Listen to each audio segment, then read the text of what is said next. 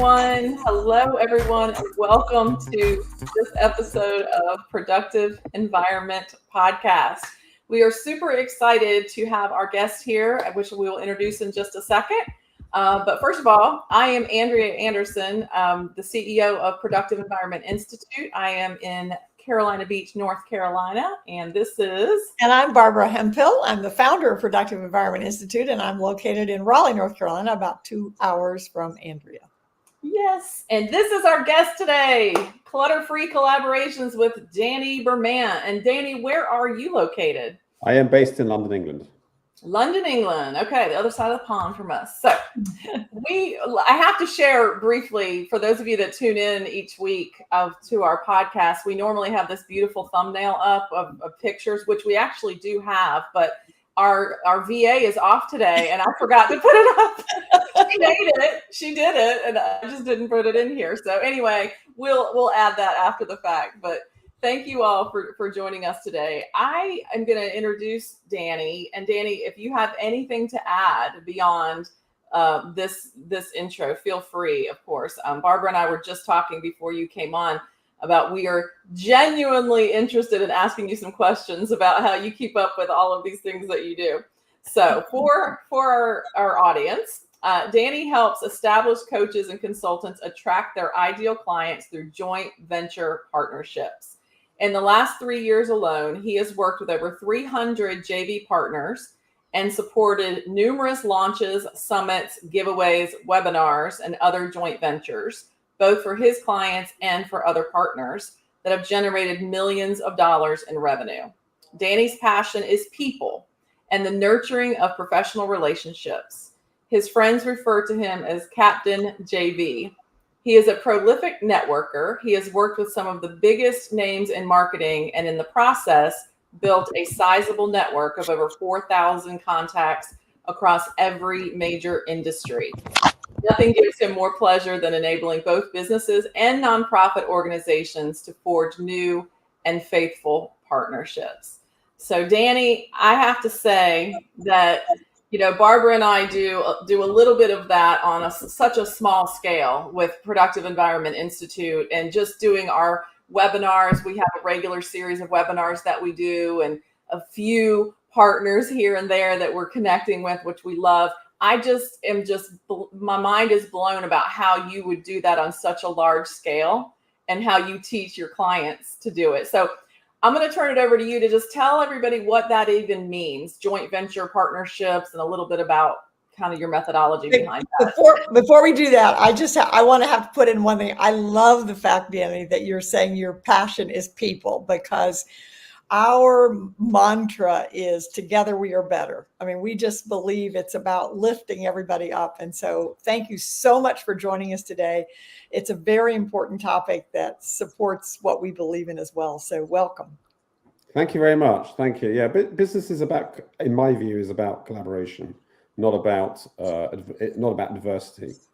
And so it's treating even people who, in the world of joint ventures, even people who are competitors are often described as co-opetitors, because there'll often be areas where there is commonality, and you don't. In fact, I very rarely come across anyone who is a direct competitor. We can talk about that a bit later. Mm-hmm.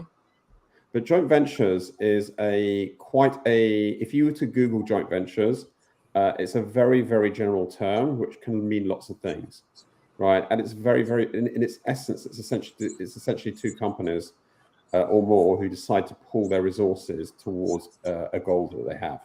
So commercially, you will often have companies that will collaborate. If you've ever flown anywhere, you'll often find that you'll fly with one airline, but you'll have airlines that have alliances. So you'll be able to fly one airline, and then your ticket might be valid with airlines that share a code. That is a joint venture. For the purpose of marketing, a joint venture is basically where two or more companies decide to collaborate in terms of them cross-promoting each other. And that joint venture can work in lots of different ways. A joint venture could be that I've got a summit that I'm running on the 3rd of July, and you're going to promote it. Or you've got a webinar running in June, which I'm going to tell my audience about. But a joint venture can also be we decide to integrate what we do together. So we decide that we're going to run for example, I'm running a coaching program, and there's a particular discipline that you teach, which is really important to my clients. So I'd like to bring you into my program. So the joint ventures I'm talking really about is where you identify another business that you want to, where you have audiences in common, you have services that complement each other. So you are basically deciding to collaborate. Okay. So, so you just hit on one of the questions I had is how do you find, well, I guess that's my question. So if somebody is watching this and they're like, well, that sounds great. In fact, for a long time, we've had a desire when we found out what joint venturing was, we had a desire to do it. We had resources, we had met people, we joined programs, but we never really got it going until now, actually. Yeah. So there was a lot of things to manage. There was a lot of things to organize, a lot of things. So how do you get started to attract joint venture partners? Just kind of where would somebody start if they're just hearing about this? So you start off looking in the community that you are part of. So it may be that you are part of a, you might be part of a local group of businesses. So you might start off by talking to those businesses and find it where you see some really obvious synergies, right? So you might be somebody who is an expert on helping businesses to grow, but you are teaching those businesses the systems and processes that they need to have. You're not necessarily teaching them marketing. So you might decide, okay, who in my local group of entrepreneurs do I know who's an expert on marketing that I can talk to, who I might be able to collaborate with, and then you would have an exploratory conversation with them. Got it. Yeah. Okay. And Barbara is the queen of connecting people. So Barbara, I think you just kind of do this naturally anyway. Like, oh, you need to meet so-and-so, right? Some people listening to this are probably too young to remember it, but there used to be switchboards, and one of my coaches calls me God's switchboard operator because I love pulling things together and because I just believe that's so exciting. Yeah. You can. So the obvious place is to basically look at the networks you're part of. Look at but that network can also be your LinkedIn network. You can search on LinkedIn to see who in your local, the city that you're in, who do you work with, or the people who their particular professions you work with. And again, so you can search on LinkedIn to find those people. And you'll often be surprised. You look at people and you go, oh my goodness, there are all these professions. I should start talking to them. So you make outreach to them. Always start off with people who you know, or there'll be people you work with who are connected to those people, right? Don't make life difficult for yourself. These are not people you have to reach out cold to. Love it. So Barbara we have a kind of a 3-level thing that we apply to the organizing industry and really to any industry. And it's called methodology, mechanics, and maintenance. And Barbara, if you want to expand on that a little bit, it sounds to me like what you just shared, Danny, is the methodology. Here's why you may want to do joint ventures. Here's a big picture how. And I see that as the methodology. And then the next level I want to talk about in a second. But Barbara, do you want to expand on methodology, mechanics, and maintenance first? Well, it came because when we help people get organized, it's like it started in the organizing industry in that organizing consultants, when I first started the industry over 40 years ago, charged only by the hour. And one of the things I found was that didn't make any sense because people needed different levels of service and they weren't equally valuable. Some were worth $500 an hour. Some of the things they needed were worth $500 and some $15. Yeah. So I said, in order to be successful as an organizing consultant, you have to address 3 levels: methodology, mechanics, and maintenance. And I applied it basically to a CRM because everybody in business has CRM. So methodology is what CRM are going to use because there's zillions of options out there ranging from free to thousands of dollars a month. Mechanics then is, okay, what data do you need to put in? How do we execute that? Because if it's garbage in, garbage out, if you don't put in there, if you don't have the mechanics of getting the right information in, then it's not going to help you. And then the last one is the maintenance. And somebody's got to take those business cards or those texts or whatever and get that information in. That's the maintenance. And so everything And those are methodology requires the most skill, methodology, mechanics a little less, and maintenance you can train. I had a 15-year-old and an 8-year-old that worked in my office that did the maintenance for our CRM. So it's that's kind of the way we think about it. So how could that apply to what you're talking about? Sure. So with a partnership, there are specific things you need to ask somebody when you're having a meeting with them. With joint ventures, you have to see, is this going to be an audience fit, and is this going to be a product fit? So you need to be asking people questions specifically about, like, who do you serve, what's their avatar, what are they struggling with, what does success mean to them, tell me the sort of problem language you're hearing when people speak to you. So there's information about your audience, right? Then you need to know about the offer, right? If they're selling something, tell me a bit more about what's the program, how's it structured, how long does it go to, where are people at when they come onto the program, where are they when they finish the program, and then if you're asking partners to support this, like, what would they be, where would you want them to take people to, what's the journey you're taking them on, and then we want to also then get some other data in terms of is there credibility here? So if they are already doing partnering, this company, can they tell you a bit about how big their audience is, that when they collaborate with other people, what sort of results do they get? So I'm telling you all this because you actually have to, before you go into a conversation, templatize the questions. So it's all there, you know what you're talking about. All too often, people who partner are in a bit of a hurry. I usually get invited on calls which are about 15 or 20 minutes, which is nowhere near enough time to do the due diligence you need to do. A lot of the calendar slots in my calendar are 20 minutes, but what I will do is, if this sounds like a viable relationship, I will then book a follow-up call where we'll continue the conversation. So 20 minutes is a good slot because it's initially an exploratory call, but you need to templatize it and the questions, because all of these things are key to telling you if this is going to work or not. And then what you have to do is you have to, as I'm speaking to partners, everything that I'm telling you now, their audience size, the avatar, the program, and so on, it all gets entered onto a database. And I use Notion. What it means is that I can, at a glance, I can track everything that we talked about.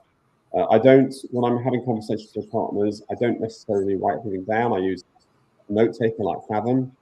So everything that we discuss is documented, but then someone on my team can then take that information and save it in the database. And I've got that. I can keep looking back at it and get everything, get access to what I need to know. So you just described the two levels. You talked about methodology being asking the right questions, getting the right information. And that takes skill. The reason you're so good at what you do is because you've done this thousands of times. And that's a very high level skill. Then you moved into the mechanics of, okay, now that I've asked these questions, now I've got to be sure that I get them in. So you really identified methodology and mechanics. So that's perfect. Well, and the maintenance piece, because I heard you say when I listen for systems and patterns and structures and processes, you said you templatize. So that's in there. And then the third piece, the maintenance, is your team. You said you just take notes on the call. You don't worry about, you just take notes as you're talking to people, and then you pass it to your team member who then puts it into your system. So then you can pull up Notion and see the information in there. Is that right? Yeah, correct. It's very hard to if you're a lot of people find it hard to listen and write notes. They're writing notes, so they're not listening. They're listening, or they're and tools like Notion are fantastic because whereas you might have to spend after a call 20-30 minutes writing notes. What you used to do was basically go to a meeting, then watch the recording, then take notes down. Then you don't have to do that now. Now because Notion captures everything, you can have a meeting, information is captured, and then somebody can then copy everything over into the database for you. Now, let me just clarify something. You said Notion can capture the conversation. How is it? Is it recording? It's using AI. It's using AI, and I have to warn you, it's not 100% reliable. It won't catch names correctly and things like that. So, but what you can do is you can record a memo for whoever's transcribing it, give them the key things they need to know that they need to transcribe. If names have been entered incorrectly, you can see that in the notes, and then you can send the person transcribing everything into the database. You can send those changes to them. But it's basically cuts. It essentially means I can attend more meetings, because you don't have a situation where you've got to do a few meetings, then you have to take time out after a meeting to write notes from all of them. It's really makes the process much easier. I love that. That's great. That fits in. One of our principles is something I learned from my daddy growing up on the farm. He used to say half of any job, he would say, is having the right tool. And we've changed it to say half of any job is using the right tool. And so you've just described tools that make what you do more effective and more clutter-free. So. Yeah, and it's for me, it's also my skill set. My skill set is much more verbal communication. Writing down, spending lots of time transcribing, writing notes and things like that. It's something that I'm not as fast at, and something that might take me half an hour to do, something that my team could do in 10 minutes. So it's being very, very clear about where does your skill set lie, and focusing on time. All these tools enable you to focus more time on what you're good at. Oh, I think that's so true. One of the things we always say to our clients, they will ask us about something, what should I do? And we always say that's the wrong question. The question is, what will you do? Yeah. And you will do what's easy to do. And I'm like you, Dan. I'm much better at talking than I am writing. Half the time I can't read what I've written because I write it so fast, and I go back. It's like, what was that I wrote down? So it really does and that's where technology is really helping us now, because we can capture that. I mean, when I first started 40 years ago, that kind of thing wasn't available. And so, you just did the best. I actually had a small tape recorder that I carried with me everywhere I went. I actually had two of them. And so I would have one, and I would tape a message to my assistant. Back then I had a 1 or 1.2. And then I would take that tape recorder to them, and I would pick up the other one, and then and I would do that one, and they would describe. And so we just went back and forth with those two tape recorders, and that was how my assistants knew what to do, because they listened to my recorded messages from ththose recorders. Yeah. You said something really interesting. You said, "What should I do?" And that's the wrong question. So I think I think it's very worthwhile just asking that question about marketing altogether, because businesses who are looking for opportunities tend to do the most complicated things first. They tend to with marketing, they think I should be advertising, I should be building a complicated website, I should be focusing my time on improving my logo, and so on. And their attention tends to be diverted to doing very overcomplicated tasks. The whole reason I am so in favor of joint ventures is I think both business owners should keep it simple and focus on the things that are going to make maximum impact with the minimum effort. It's much easier to actually go to people who you know and you trust and ask them to support your business than doing all of these other methodologies with marketing, which you can do, but that's a priority that has to be later on, right? You always need to focus on where are the lower hanging fruit opportunities and do those first, right? And that is why I'm an advocate of joint venture partners, right? You're a small business owner, you don't have a huge amount of time, you don't have a huge budget. Why are you spending time on all these complex tactics when you should be starting off with the people who you actually know who can support you? And I think that fits into what you teach, because I think altogether that is what we do in business. We overcomplicate.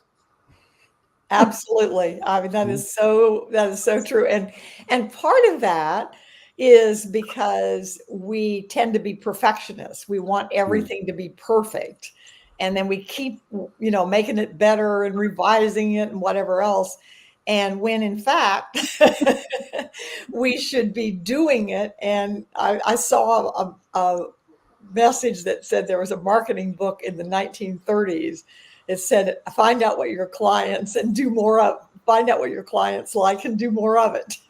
Right. So perfectionist, that's a very good point. So people tend to think, well, I need to have a slick website. Great. Okay. That's very nice, but you need to have a business, and you don't have a business if you don't have partners who are driving, inquiries to you. Mm-hmm. Amen. So true. Yeah. None of these things have to happen. None of these things have to be, you don't have to not do those things. You just have to be very clear on your priorities. Right. Yeah.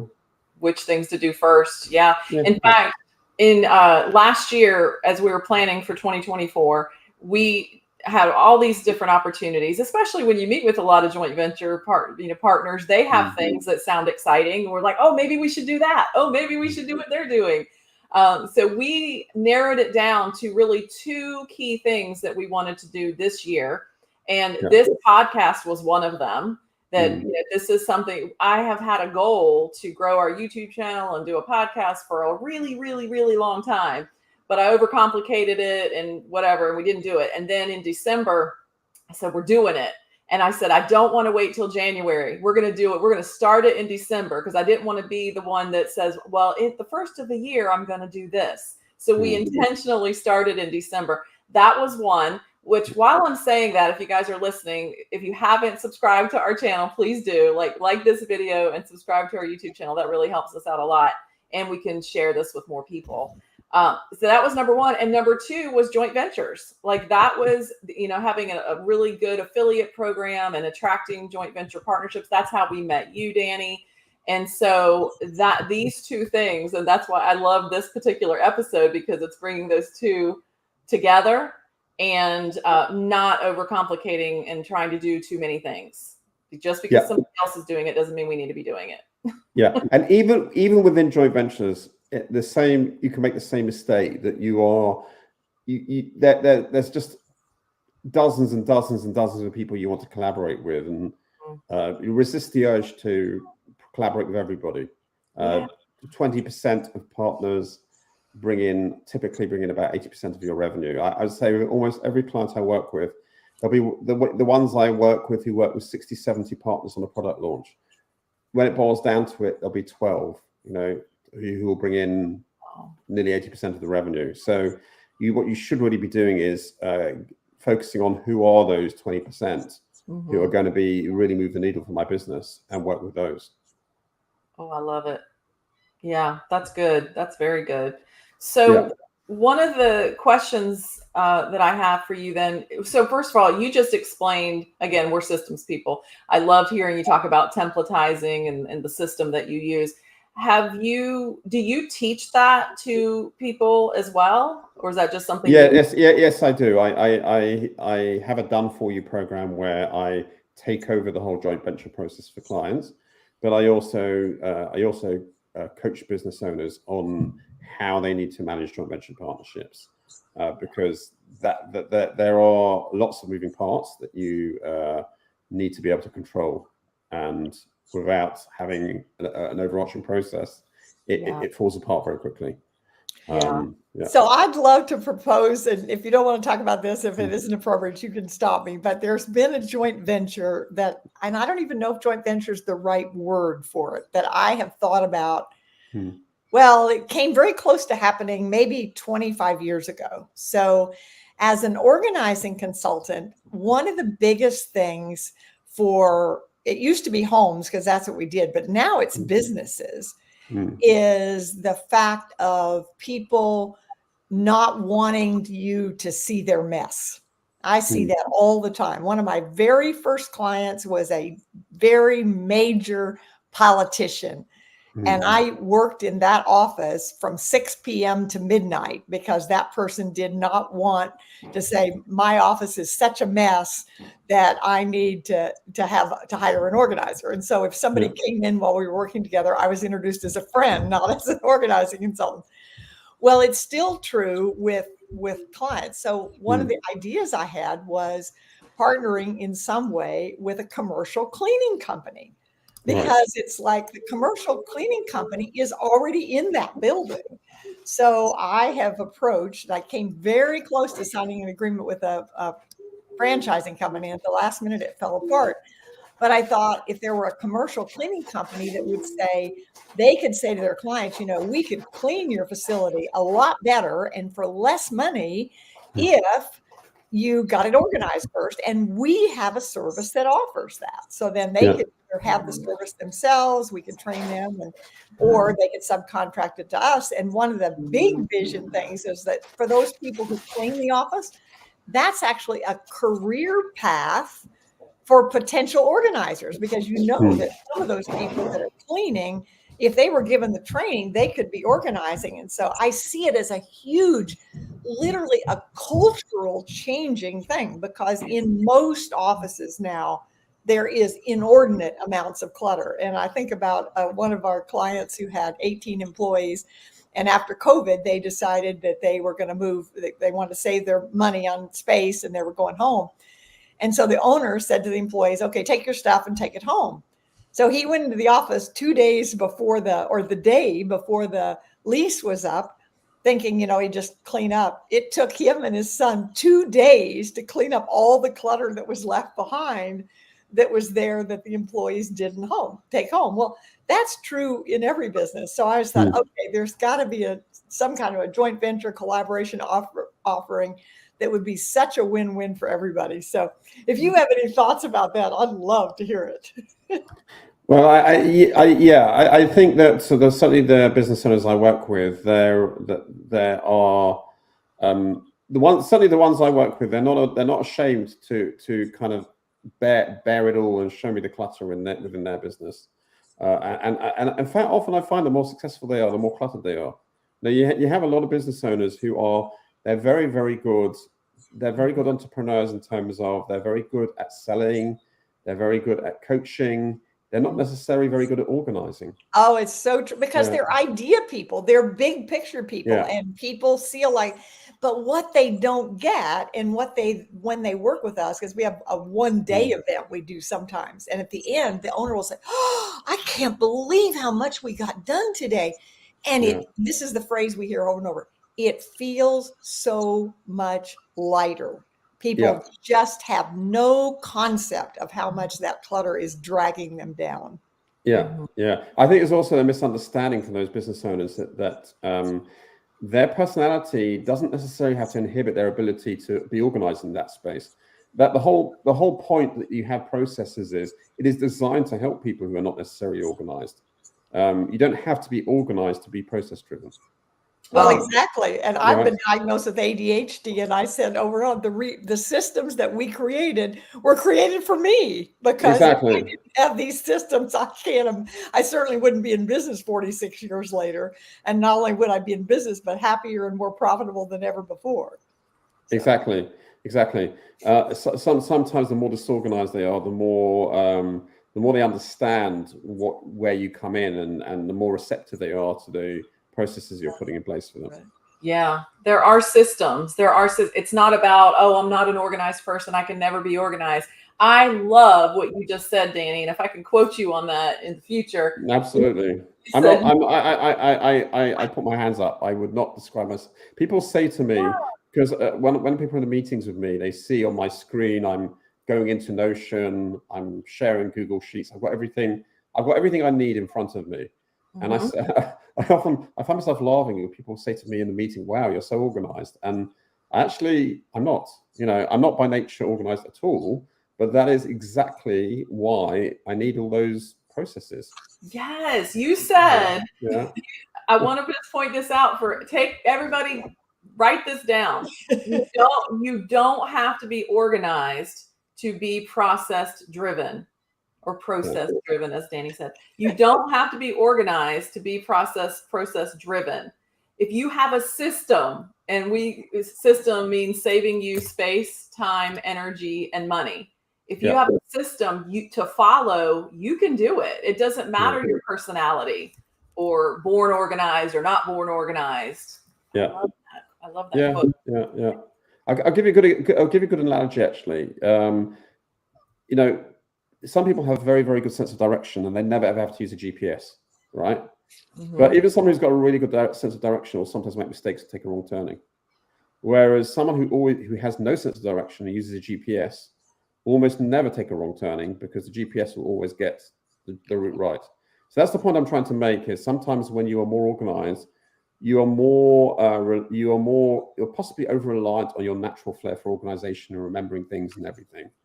If you know your weaknesses, you're much more reliant and on those systems, and you always use them.